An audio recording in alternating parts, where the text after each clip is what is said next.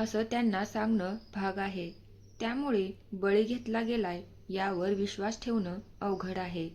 त्यामुळे तो मुद्दा जरा बाजूला ठेवू. कदाचित तिने आत्महत्या केली हे सध्या तरी गृहीत धरणे महत्त्वाचे आहे. पण तिच्या अंगावरचे ओरखाडे, नखांनी फार तिला रक्ताळून टाकले ही झटापटीची लक्षणं आहेत. यावरून काय वाटतं? अवघड आहे मिस्टर दळवी. अलीकडे हुंड्यापायी कितीतरी तरुणींना प्राण गमवावा लागला आहे. अशा आरोपींना शिक्षा व्हायलाच हवी. बरंच ते असू दे. तुम्हाला आत्ताच आलेल्या केसची मी माहिती सांगतो. कुणीतरी नामा नावाच्या माणसाचे दोन्हीच्या दोन्ही पाय तोडून टाकल्याची तक्रार तिच्या बायकोनी केली आहे. नामा सध्या बेशुद्ध अस्वस्थ सरकारी हॉस्पिटलात पडून आहे. त्याची अशी अवस्था कोणी केली हे कळले. होय, सदा नावाचा केरगावचा तरुण आहे. त्याने घाव घालून पाय तोडले असा आरोप त्याच्या पत्नीने केलाय. आम्ही सदाला पकडायला पोलीस पाठवलेत. आत्ताच गेलेत ते. व्हेरी बॅड लक. एकाच गावात एकाच दिवशी अशा दोन भयानक घटना. माणसं आहेत का भूतं?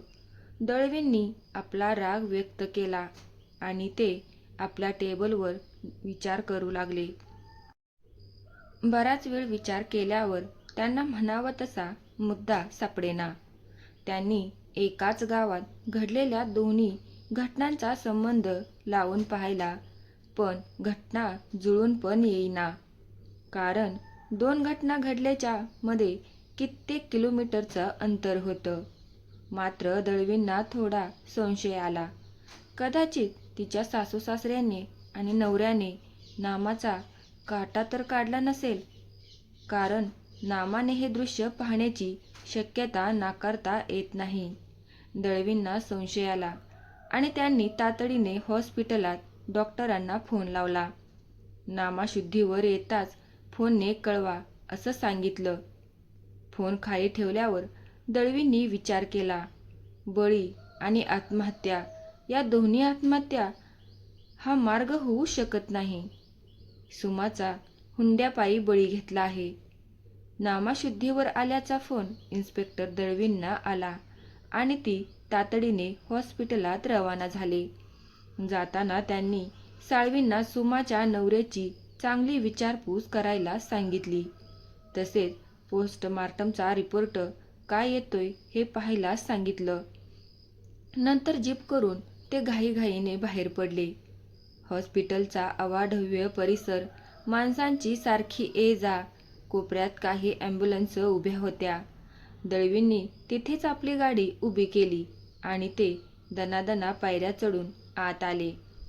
आत दोन्ही पाय गमावलेला नामा कॉटवर उताना पडला होता. हताश नजरेने छताकडे पाहत होता. त्याच्या अंगावर पूर्ण पांघरून होतं. चेहरा तेवढा उघडा होता. नमस्ते. दळवींनी नमस्कार केला. नामाने फक्त त्यांच्याकडे नजर वळवली.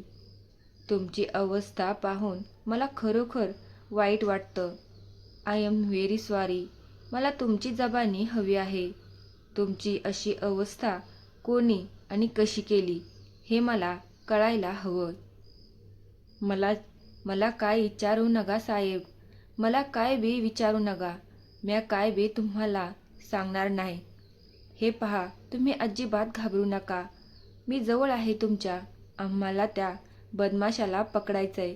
तेव्हा सगळी हकीकत कळायलाच हवी. तो तुम्हाला सापडणार नाही साहेब. लय डेंजर हाय तो. सध्या म्हणत्यात त्याला. म्या तुम्हाला काय सांगितलं तर जीव घेईन म्हणाला. म्या तुम्हाला काय सांगणार नाही साहेब. तो मला जित्ता सोडणार नाही. आता तो तुमचं काही बिघडू शकणार नाही. आम्ही त्याला अटक केली. इन्स्पेक्टर दळवी खोटेच बोलले आणि त्याचा परिणाम नामावर झाला. खरंच साहेब, तुम्ही त्याला पकडलं? लय बरं झालं. लय डेंजर माणूस हाय तो. त्याला फाशी द्या साहेब, फाशी द्या. काल त्यानं एका माऊलीला इटळावलं. गावातल्या एका सती सावित्रीच्या अंगावर हात टाकला. तिची अब्रू लुटायचा त्यानं प्रयत्न केला होता. ती बिचारी जीव वाचवाया धावली, पण त्याने तिला विहिरीत ढकलली. तिचा जीव घेतला. म्या स्वतः बघितलं साहेब, ह्या डोळ्यांनी बघितलं. त्याला फाशी द्या साहेब, सोडू नका. नामा तोंडाला फेस येईपर्यंत बोलत होता. तो थांबल्यावर दळवी म्हणाले, तुमची अशी अवस्था कशी झाली? त्यानंच पाय कुऱ्हाडी टाकल्या. म्या गावात पळत सुटलो तेव्हा त्यानंच खाली पाडलं.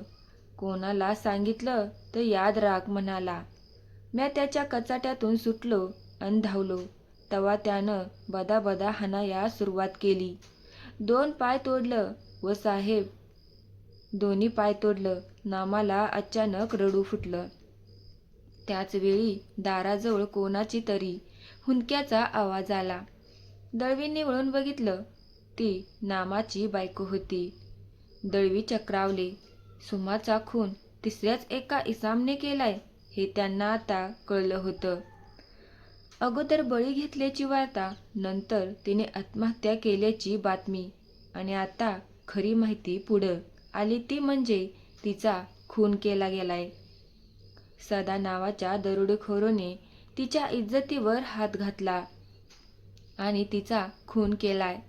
आता सदाला पकडणे अगदी महत्त्वाचे होते. दळवी विचारातच पोलीस ठाण्यात आले तेव्हा त्यांना साळवीकडून कळलं. सदा केव्हाच गावातून पसार झालाय. पोस्टमार्टमच्या रिपोर्टमध्ये सुमा बुडून मरण पावल्याचं सांगण्यात आलं. शिवाय तिच्या अंगावर नखांचे काही ओरबाडे उठले होते.